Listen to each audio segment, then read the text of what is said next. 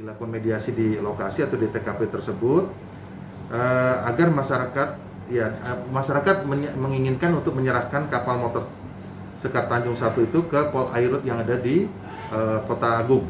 Ya, nah dalam perjalanan tersebut awal mulanya setuju, kemudian dalam perjalanan tersebut rupanya ada 20 orang ya, di tengah-tengah perairan itu ada 20 orang yang melakukan penghadangan dan sekaligus melakukan pembakaran.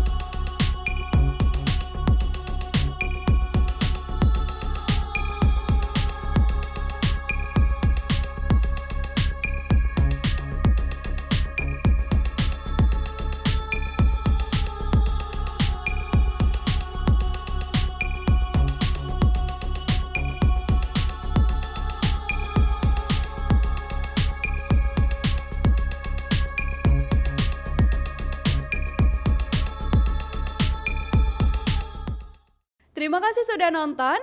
Jangan lupa like, subscribe, dan share ya.